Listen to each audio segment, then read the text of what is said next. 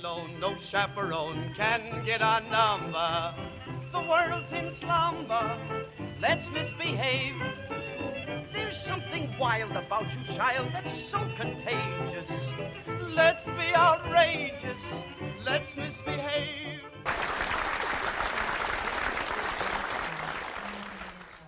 I want to be in their world. Lubitsch is a master. This direction is just so tight. Think about that, 82 minutes. And every frame, there is not one wasted moment in that film. And I can see how all screwball comedy emanates from Lubitsch and this film in particular. Like you said, to know screwball comedy, you need to see this as the beginning, the genesis of so many elements that later become kind of the hallmarks of a screwball comedy. Definitely. Let's chat for a moment just about those screwball comedy elements. We know the Depression, and Lubitsch takes that right on when he talks, and he puts it in the words of the thief, saying prosperity is just around the corner, which is, of course, Hoover's mantra when he was turning down the opportunity for social programs and saying everyone had to be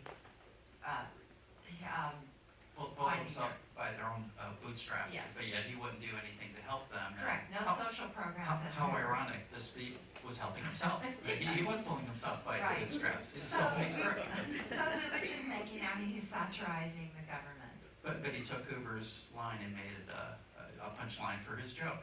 Exactly. And of course you have the mismatched couple with Gaston and then Madame Collet and the anti-hero thief that you're rooting for and you want. You're rooting for these two even though they are just absolutely despicable. Lovingly so. Let's talk for a moment about Ernst Lubitsch. He's our man of the hour and of course uncredited screenwriter, producer, the director of the film. What a style that he developed. Please tell us about his background. Well, he was born in Berlin, Germany. He was 1892. Unfortunately, he died young, but growing up in his family business, he was the son of a tailor, and these movies, in many ways, and his other masterpieces, are kind of tailor-made.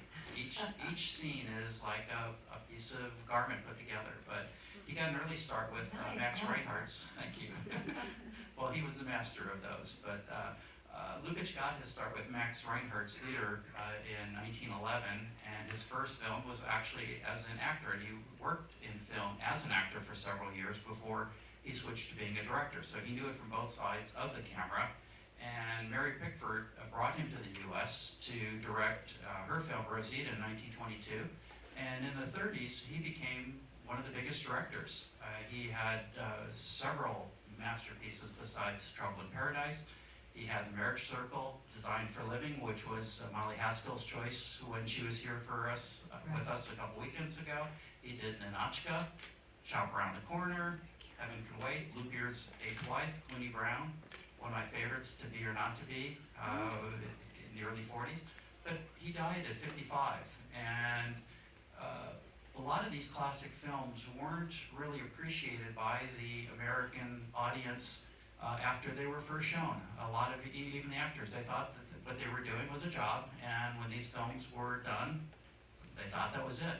It really took someone from the outside, the French New Wave directors, to take a look at our art form here and say, this is special, this is something that should be re-examined, should be appreciated, and unfortunately he had died before they had a chance to really interview him, analyze his films, and that's, I think, one of the main reasons he's not as well known today. Well, and that's the Film Society's job, to make sure that his name is back in front.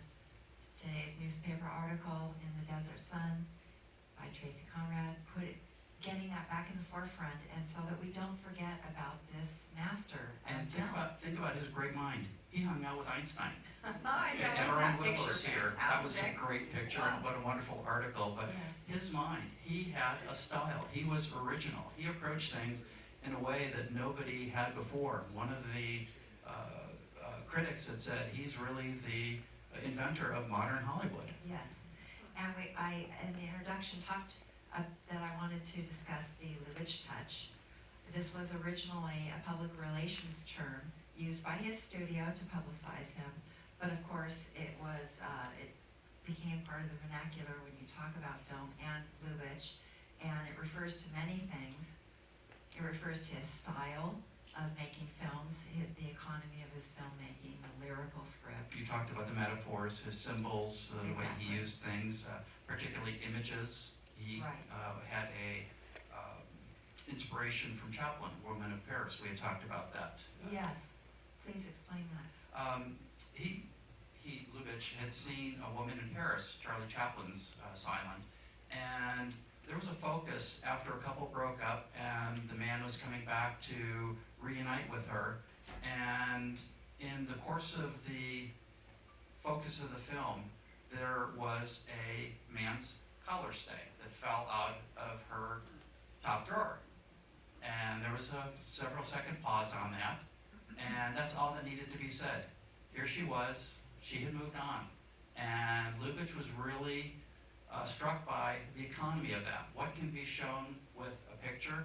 The old adage, picture's worth 1,000 words, and it was something that you don't need to beat the audience over the head. They see something, they understand. You don't need to go 2 + 2 = 4. Tell them 2 + 2, the audience will figure out it equals 4.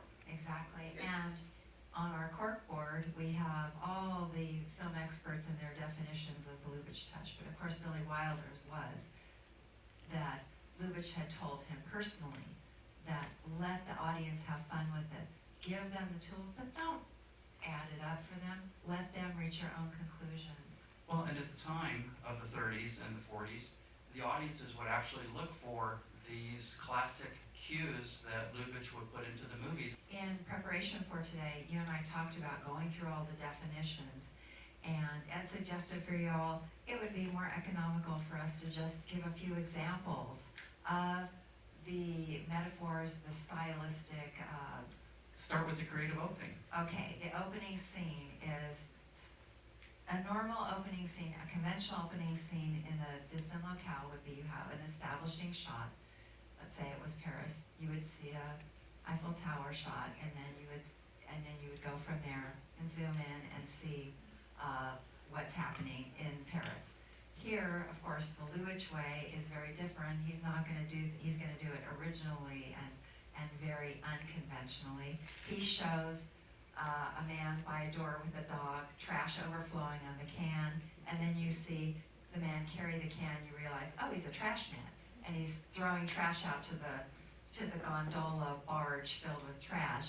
Then you connect, oh, okay, we're at the Grand Canal, we're in Venice, this is in Italy. It's that little Suspense, that Right. originality. Exactly. Another one is the dinner scene. love that. It's one of the best scenes ever in film.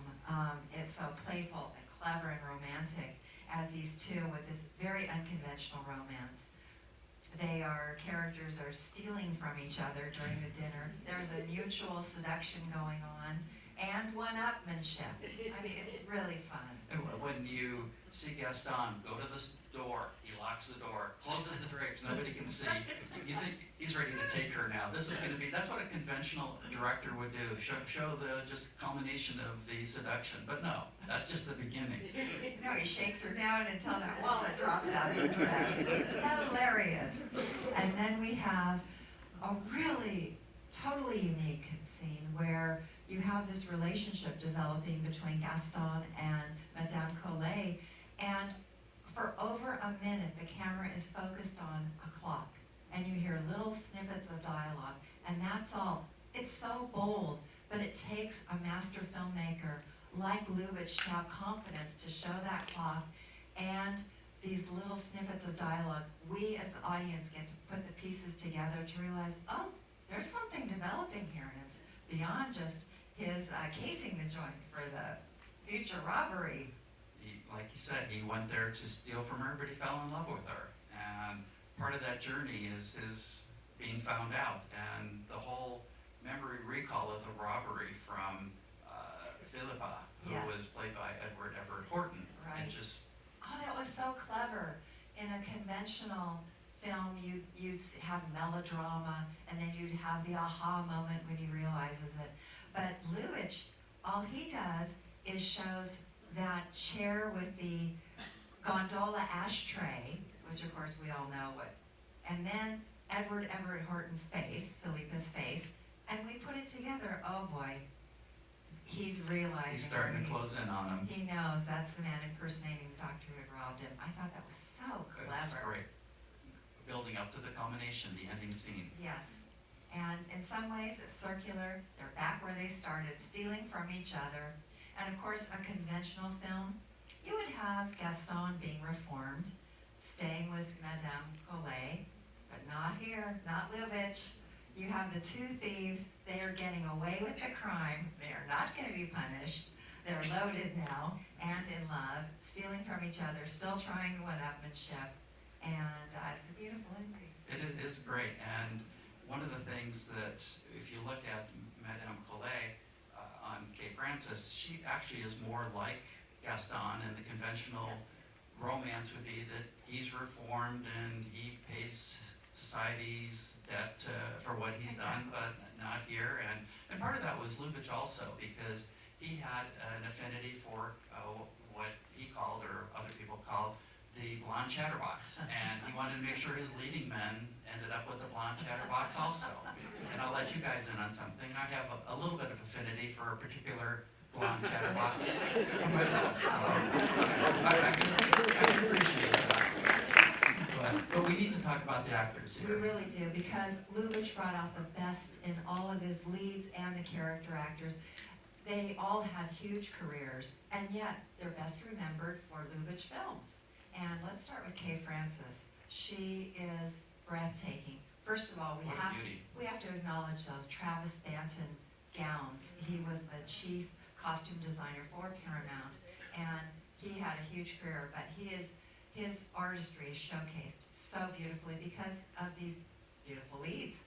And Kay Francis was breathtaking in her gowns. She was gorgeous at the time. She was one of the highest paid actors in Hollywood. Right. I want to point out for the audience another movie, 1932, Jewel Robbery, and this is Kay Francis with William Powell. And if you're a William Powell fan, like we are, and you love the Thin Man series, you can see he's on his way to becoming Nick Charles on the Thin Man in Jewel Robbery. He plays a gentleman thief there, and it's delightful. And they make an excellent team together, William Powell and Kay Francis. They made, I think, 7 movies together total? They're a great couple. Right. Miriam Hopkins, the blonde chatterbox. We loved her in design for a living also. Right. She was earlier this season. She also has screwball comedies that she's known for. Woman Chases Man is fantastic. And then she had an Oscar nomination for Becky Sharp. She had a very big career. In a lot of ways, she kind of developed the template for the screwball heroines to follow. Definitely. You see these attributes in this film, and you can just see Carol Lombard falling in line, Jean Arthur, Rosalind Russell, all that come after. She was a great comic. Footsteps Yes. of Miriam Hopkins. And then you talked about the Cary Grant before there was Cary Grant. Right. Herbert Marshall, wasn't he fantastic?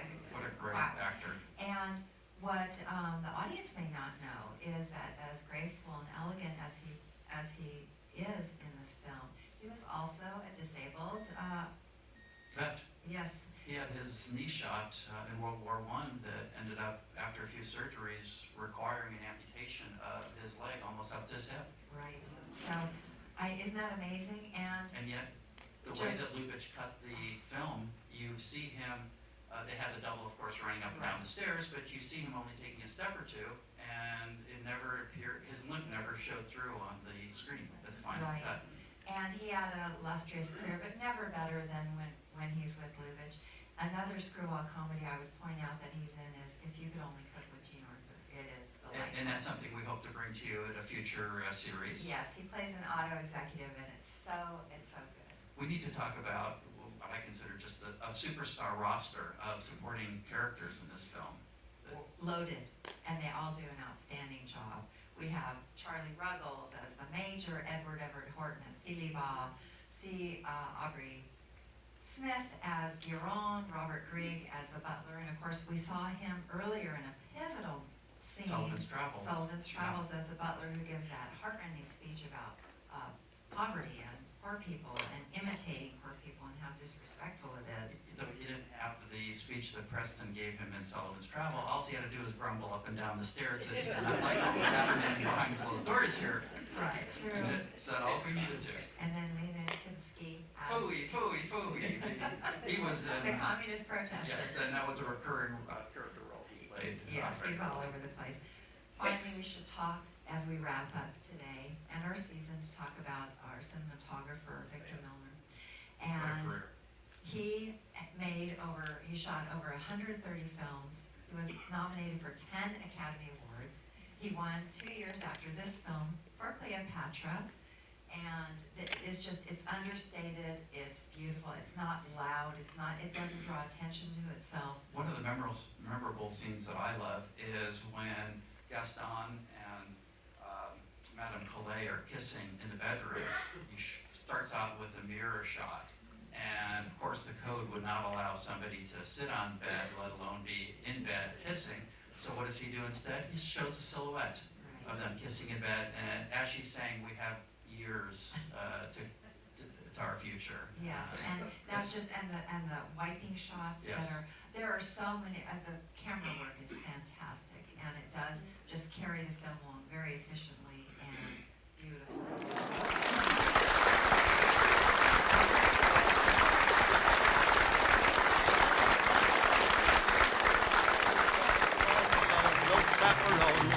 Get our number. The world's in slumber. Let's misbehave.